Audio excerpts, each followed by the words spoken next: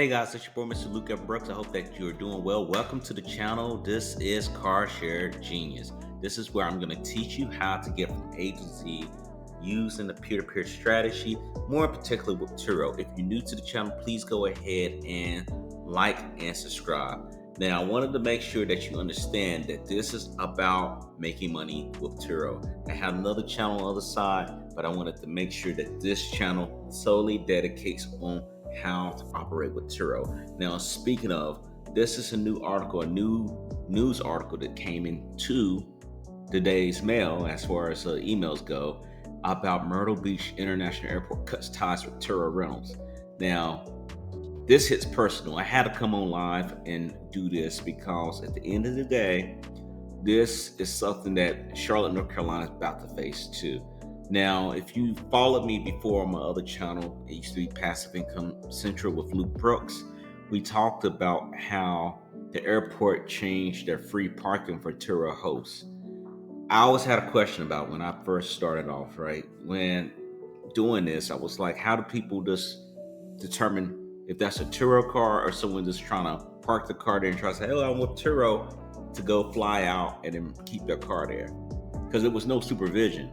I said there was no type of decal, no type of notification or registration, and they got rid of it. And Turo, at the end of the day, I don't know when you call customer service, hey, did you know about the airport not having this anymore?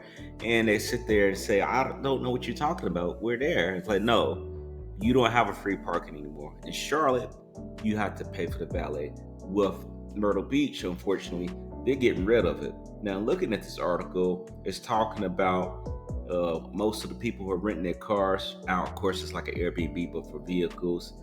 And a lot of people gave up teaching. Like this guy here, he gave up a teaching career for full-time hosting. Has 23 cars, part of the company, and he was doing well. And then when they made this change, no Turo cars, all vehicles would be summoned to tow. And I'm gonna tell you what happened probably. This is something that came out a few days ago from Turo. They talked about how people are doing illegal activities at the airport, meaning that they're waiting for the guests to come in, and then when they get there, they hop out the car, they take an Uber, and the customer gets the car. You can't do that. Like, airports are kind of getting strict on that, basically. And people doing kind of weird stuff. Now, for me, again, I do the advanced system at Charlotte Douglas Airport. They're no longer going to allow you to just bring your car up and say, give me a ticket. You have to have a reservation for the vehicle. And I just been doing it legit because at the end of the day, Turo's already threatened folks. If you're caught doing illegal practices, we hear about it, where this kick you off the platform. So they're getting strict because they're catching a lot of hell. So reading this article, they're saying that he basically drops off his car in an economic lot. He pays $10 to park there. He tells folks where the car is and everything that they need to do to access the car. Touchless handoff, which we talked about on my course. If you haven't heard about it, it's down below. Check it out. Now, he's been paying over $30,000 in parking alone. He said he doesn't understand why the airport wants to lose that business, because it's becoming a hassle, guys. This is becoming a hassle, and Turo's getting tired of hearing all this stuff. And the airport, more importantly, airport might be like, why are we letting these guys do this? Because they're not parking right, they're doing crazy stuff. And again, you got a lot of people using Turo down there. So going further in this, he said there's a lot of money for one guy with one small business. Imagine 100 Turo hosts in the area trying to do the same thing, and how much money is going to walk away from these parking lots. Now, he's saying this, but there's ways to get around it. Usually at the airports, like in Charlotte, there are nearby parking areas where you can park your car at.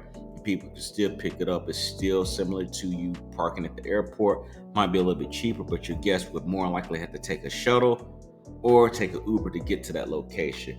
There's ways around this. I think there's ways around where you say, hey, technically, I'm not at the airport, I'm over here. This is covering the jurisdiction of the Myrtle Beach Airport.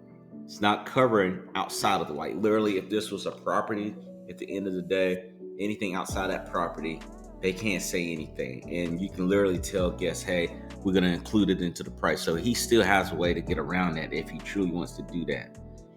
And, the email's been sent out. They're trying to get in touch with the councilman councilwomen to try to get this pulled back, but I don't think this is going to get pulled back at the end of the day. The airport's going to stay firm on what they're trying to do and really, really focus on exactly what's going on in their world. Now, for folks that are looking to do Turo, don't be afraid. I'm going to tell you some of the strategies that you can get around on this. I already mentioned one thing, that you go to your outside airport taxi locations. You can even pick hotels if you really wanted to go that way.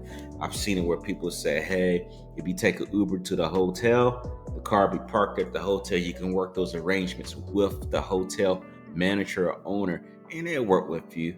Or you can basically pay for that Uber for the guests. You can just basically calculate where you want to have that car parked at, whether it's at another location where they do the whole park your car here for a couple of hours and the car be there.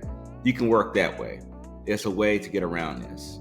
Additionally, you just tell the guests what's up. When I had a situation where they changed the price, they changed the whole check-in procedure, I went out and explained to all my guests, even the guests that were caught in the middle, is, hey, it's not a normal drop-off anymore.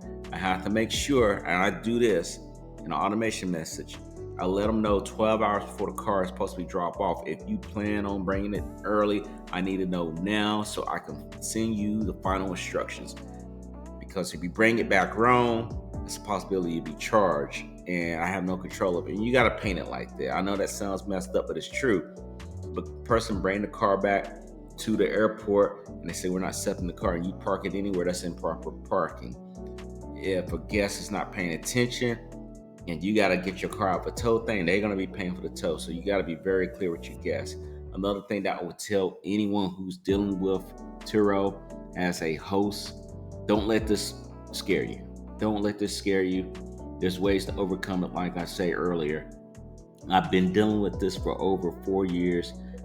Even with the Charlotte Douglas Airport dealing with the whole thing, there's a strategy around it. My recommendation to Mr. McCarty, if I was him, I would talk to the nearby folks around the airport, not at the airport, right outside the airport. So if they have a delivery service from the airport to where you can drop cars off at, because some people do that in Charlotte, they can do that nearby at Myrtle Beach at the airport. Instead of them parking their car in long-term parking, they might have a parking facility right outside of the airport property. You can do that. And you just have to work out the Uber. The Uber might be $2 or $5. Okay, you just tell the guests, when you book your Uber, you need to book your Uber to this location. You tell them to go to the location, say it's going to be covered, which you can always do the invoice or whatever. And that's not going to be an issue. And guests more likely going to be like, okay, I don't care. I've dealt with that with Charlotte. But prices with Uber, you're looking at over, I don't know, $30 just to drive from one location to another location in Charlotte, and it's a straight shot. It happens. So if you go in 5 minutes to another location, it should be a lot cheaper. So guys, let me know what you think in the comments down below. Do you think this is absurd? Do you think this whole situation with Turo getting cut off and not knowing about, because I bet they don't know, it's going to be a big issue for a lot of hosts and a lot of guests? I appreciate your comments, guys. If you think you got a lot of value out of this, you got some value, any type of value, I need those likes up. I need you to give me those likes, and make sure you subscribe. Again, course down below on how to walk you through this nonsense that just happened from A to Z, and much, much more. carsharegenius.com. Check it out, guys. I'm getting out of here. I'll see you later. You take care, and I see you on the other side. Again, don't forget to subscribe. Take care.